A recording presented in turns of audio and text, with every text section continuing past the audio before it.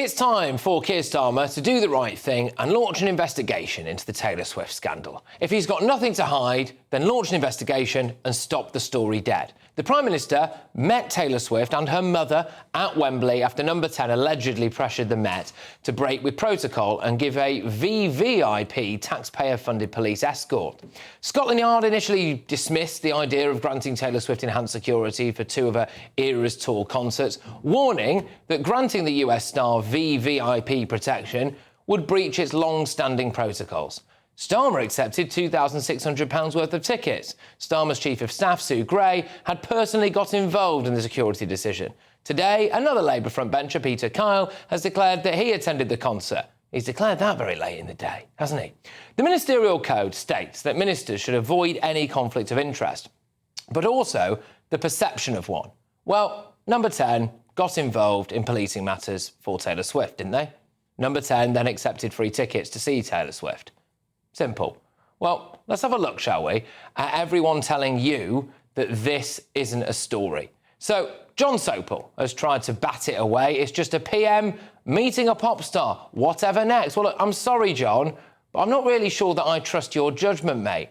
Not after you went into bat for Hugh Edwards, both on Twitter, wishing him well. Yeah, there we go. And then on camera. We now know there was no illegality. So what are you left with? Someone's private life has come under scrutiny, who is now unwell. I think it would be a crying shame if this is the last we see of Hugh Edwards on television, when the allegations have turned out to be not that much. If we'd listened to Sopel, Hugh Edwards would probably still be doing the 10 o'clock news.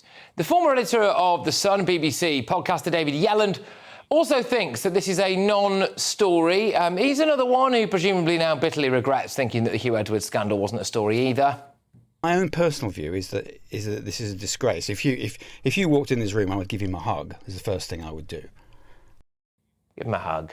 We've got Mikey Smith at the Daily Mirror. Mikey was obsessed with Partygate, treating this picture of Boris Johnson during a Christmas quiz in Downing Street like Boris had invited the whole of the hacienda round to his house during lockdown. Boris Johnson was put on the spot today during PMQs when the Daily Mirror published a photograph which very much appeared to show him at a social event in Downing Street behind me during the December lockdown.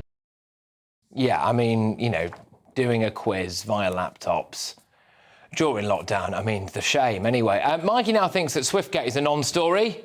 Could that be political bias? Paul Brand at ITV won awards for Partygate. In fact, he's still so utterly obsessed with it, he's actually pinned a tweet about it to his Twitter profile. I had to scroll through his timeline earlier. Look, I might have missed it, but I couldn't seem to find much on Starmer and Swift.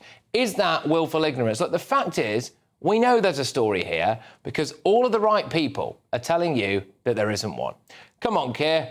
What have you got to hide? Let's have an investigation.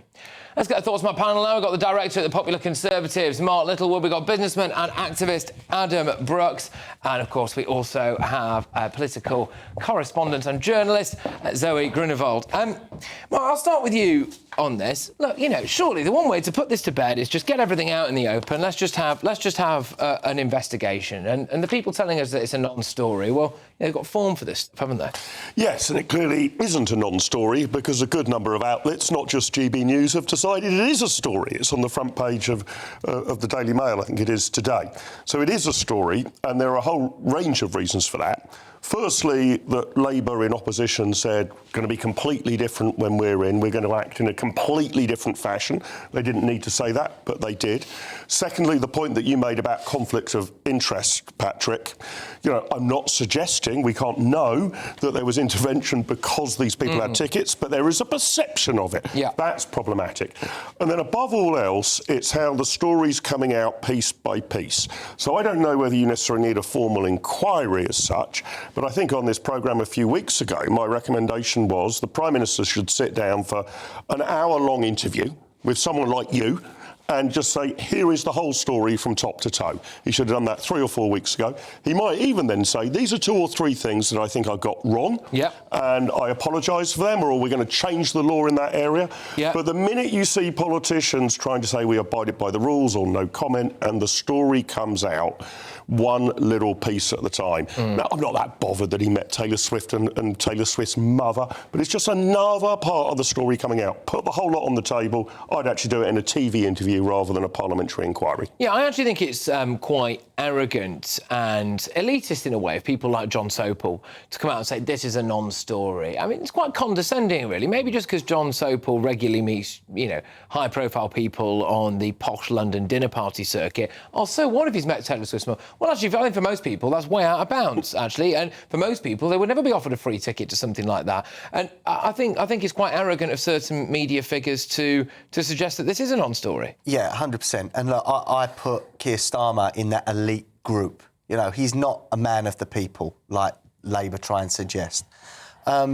This whole Taylor Swift story, for me, it's boring, really, but it's only now become interesting because of the way the Prime Minister and the government are acting. Something looks up. And as Mark said, who is advising these people? Why did they not come out a few weeks ago and said, this is what it is, we enjoyed the concert, we are going to change this, we got it wrong, or we're going to carry on doing that? At the end of the day, the Met Police assessed there was no threat to that concert. So why were they overruled? Who made them do that? Yeah. Sadiq Khan's got tickets. Yvette Cooper got tickets. Keir Starmer... Sue Gray's son. Yeah, Sue Gray's son got, I think it was £2,000 worth of tickets. It's roughly, about 1,600 quid, I think. But Keir Starmer, our 60-odd-year-old Prime Minister, has gone to a teeny-boppy concert twice. What is that about? For me, that's just as embarrassing as the whole affair. Well, quite. Zoe, look, I mean, just on this, so I played a little clip there of one of the many things about the Boris Johnson scandal was, you know, we saw a clip there from Mikey Smith at the Mirror, who, by the way, I've never met. I'm sure he's a perfectly nice guy. I don't want to go after him personally or anything like that. But, you know, there's this picture that, at face value, in isolation, initially appears to be there's champagne on the table, we're in lockdown, they're absolutely having it off in Downing Street. And then when you zoom out a bit, you realise there's a laptop there, it's a quiz for Downing Street staff. Boris lives there, so it's not really, you know, the end of the world. They asked a question in Parliament over that. They were hammering it. That was a story. That was a resignation matter for a Prime Minister at the time. Surely this is a story. Well, the resignation matter for Boris Johnson was mainly the fact that he had willfully misled Parliament, which is something Parliament found out and you know, a independent committee found that out itself.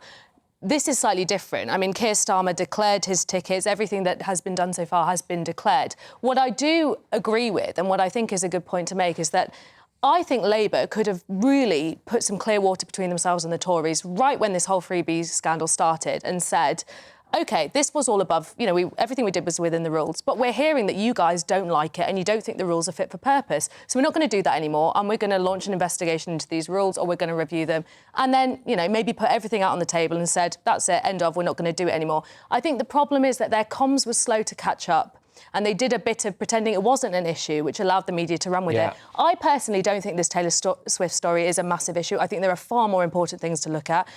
Plenty of Prime Ministers have met pop acts. Harold Wilson met the Beatles. But where did he meet them, though? In Downing Street, wasn't it, I think? Yeah, and which he could have done. One Direction was, you know, hugging David Cameron, if I remember correctly, as well. Yeah, but that's kind of the point, though, isn't it? I mean, look, I'm not going to go to... Well, I haven't got the time at the moment anyway to go to Harold Wilson's declared interest, but maybe he did accept free tickets from them. I don't know. But I think I agree with you that there are much bigger issues around today. You know, the impending threat of World War III, what's going on in the China, all of this stuff, the economy. I get that. But this, for me, cuts right to the core of not just the psychology of the people in power, but also the psychology of a lot of kind of the snidey, snivelling lot of the media. Yeah, it goes to character, basically, doesn't it?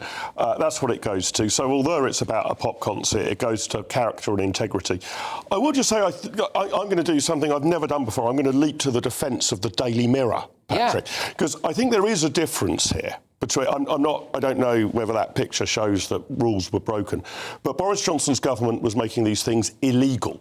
It's not as if Keir Starmer has said it's illegal to go to a Taylor Swift concert and then is found at one, right? So there is a difference there. I get what you're saying, yes, but the police protection thing was the same level of police protection that the Home Office initially went to court to stop Prince Harry getting. That I agree. And so with each passing day, more questions arise.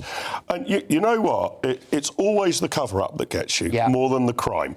And if you come out early and say, you know, actually, the story's not as bad as you think, I probably did get this wrong and that wrong, you know, maybe I technically abided by the rules, but it was an error of judgment, I think then the British public are a fair-minded lot and give you another crack of the whip. But if it looks like you're running away from telling the truth, that's a terrible look. It does look like that, and I would like to see an independent inquiry that shows us the text messages, the emails, the correspondence between the government, Taylor Swift's party, the Met Police, just so we know that nothing untoward happened. No pressure, no bribes, no threats of being sacked or anything like that. We want to know why our taxpayers' money was initially spent on this patrol. Apparently the police initially said, well, no, and they said, this is a bit weird that you're asking for this. And the Attorney General got involved. Then things started to change. But the Met Police have said, we are operationally independent, our decisions are operationally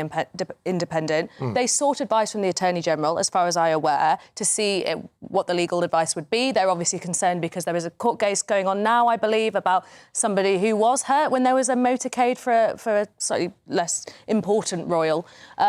And I think that kind of explains the chain of events. It sounds to me like the Met Police made the decision. The Home Secretary and the Mayor of London, who obviously would have an interest in this, had a discussion, said, can you review that advice?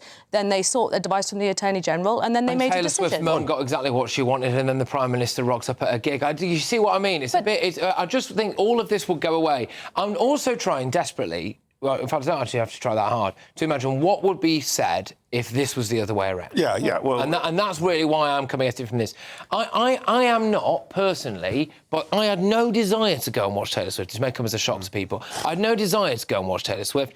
I don't really care in the act of our Prime Minister going and watching a concert with his missus. Right? I don't care about that. But what I do care about is hypocrisy. Exactly, and I think that there's a bit of hypocrisy here from the likes of John Sopel, from the likes of certain people on the left, and from the Prime Minister himself. Yeah, I think that's exactly what it goes to. And I also don't want us to actually get into a position in which leading politicians can't accept hospitality. I think it's fine for our Prime Minister to meet the most successful pop star in the world at one of her concerts. Especially after the that's not really the problem. You're right. It is the hypocrisy of it. And I rather like Zoe's explanation, by the way.